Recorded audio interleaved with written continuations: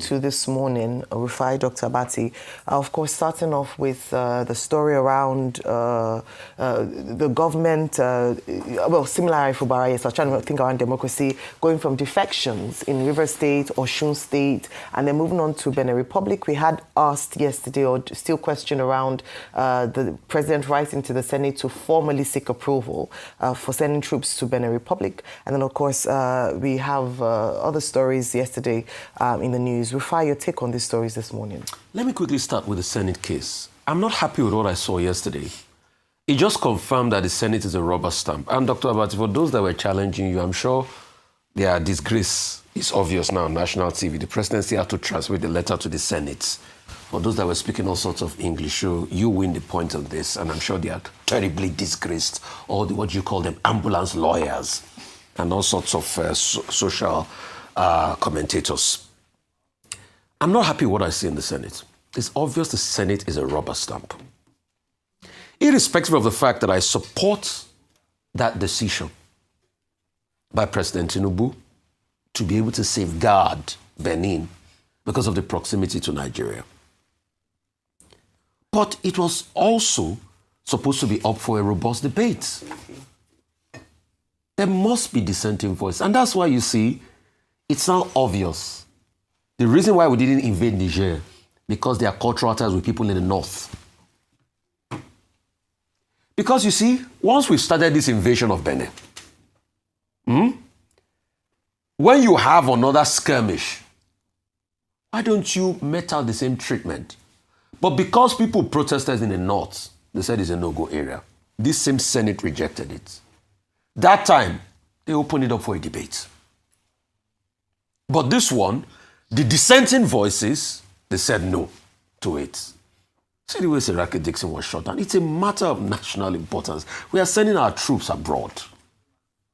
We are doing something that affects our sovereignty as a nation. That we also have repercussions of our sovereignty. And they just brushed it aside. So it speaks volumes about the trend we are increasingly seeing in this country, where the Senate has become rubber stamp.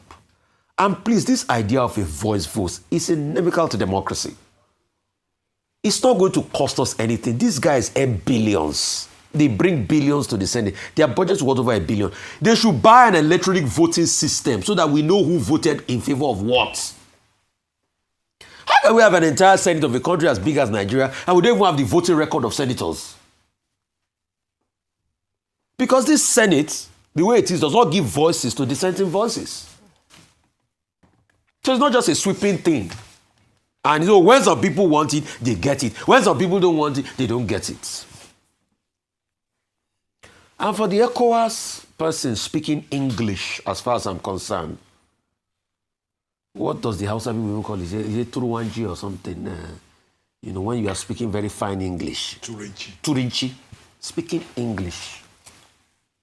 You're telling people that West African continent, West Africa is inundated with lots of coups. We need to declare and say, which yes state of emergency, where you have Yahoo boys as leaders in African country. What did he tell? What did he say to Talon when Talon started being high-handed in Benin? What has he said to Alisa Ouattara? What has he said to leaders that rig election? What has he said to Furo Yadema that has followed in his father's footsteps, Nasingbe, to set up something called a Council of Ministers, which is the president. And he now puts a puppet president there. And 80-something-year-old man for that matter. If you check who is the president of Togo now, you see a certain Tovi, 80-something-year-old man. But the main person that has the power is Furo Yadema. So when all of these leaders are doing all of these things, they don't know that it's going to bring about a blowback. And this Toure is speaking Turinji, telling us English, lecturing us on the tenets of democracy. Go and lecture the Yahoo boys that are leaders on the African continent. The tenets of democracy, they should do things right. If they do things right, we will not have the enabling environment for all these coups. I don't support coups. But the leaders too must act right. Thirdly, you said Fubara said nobody supported No, him. he said he just a thank you to the president. No, like he would have been a a I think he also said nobody. Okay, I'm not sure about that. about him saying that. Does Fubara have amnesia? Did he forget that PDP governors went to court to challenge the impeachment, the state of emergency? Did he forget? Did he forget that the judiciary held on to that case? They didn't listen to it. It was after the state of emergency elapsed that the judiciary brought that case out. Did he forget? So what is it that the PDP didn't help? Didn't they go to court? Did he forget? Fubara is just like any other Nigerian politician. You see, Fubara reminds me of that your sister in Lagos State. I know my sisters. No, your sister, the speaker at the point in Lagos State. They once had the surname Thompson. I'm not sure about. No, the one you were supporting now that Obasa must not come back. Obasa must not come back. That you were saying she should be there, first female speaker.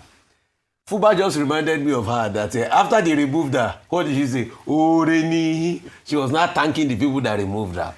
You see, there is no integrity in political sphere in Nigeria. But what do you expect? Wasn't EFC chasing Fubara before he became governor? So what do you expect? I'm asking you. He went to thank his oppressor now. Abi? He said it helped him, that he would have been ex-governor, but for the help of President Bola. It's better he's ex-governor with dignity than to go back and thank the same oppressor. Fubara has amnesia, selective amnesia. He forgets the first deal that President Tinubu brought forward to the table, Primo tell him to cede power. It was people like us that were speaking on TV saying, no agree. Before he had sense then. Is it not the same deal President Tinubu implemented by giving him a state of emergency, stripping him of his powers, allowing that same house to run against him?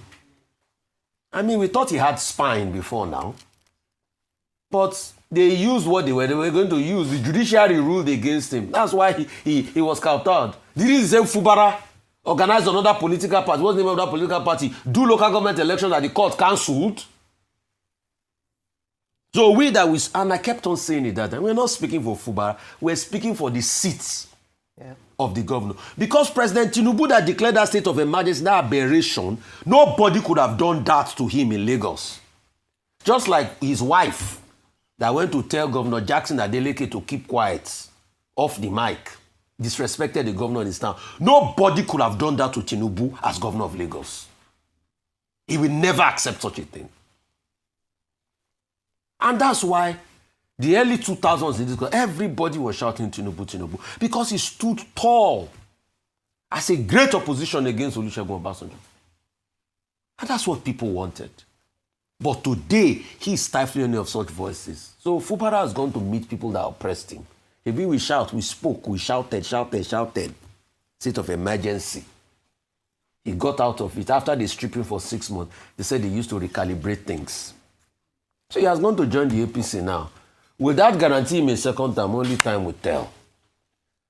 If the lawmakers still have joined the APC, the same people that were against him are the ones now that are now paddy with him after they have destroyed him to a stage. The last point, as regards Mr. Jackson, it just shows the disintegration of the PDP. And I think what a lot of governors are thinking, despite the fact that PDP says he's put his hands in order, is that they are not sure and they are not certain of what the court will rule. Because this their fight between two factions, we still reach a Supreme Court, and this convention they did, is because people are not certain. So Jackson wants to quickly go to accord. But will he be able to use accord to do a second time? Or will he dance Michael Jackson with accord? That's Governor Ademola Adeleke. Yes. Okay. Will he dance Michael Jackson? Because, he named Jackson because he likes to dance Michael Jackson. Okay. Put Michael Jackson in his name. And I think maybe he lives somewhere called Jackson, Florida. I don't know. Maybe my brain is just touching. So, truth has to be said. It's only time that will tell. Okay. But a lot of people have also said, maybe because he didn't see a space in the APC. But let's see how the political dynamics play out. At least for the very first time, we saw Accord gaining somebody. All right.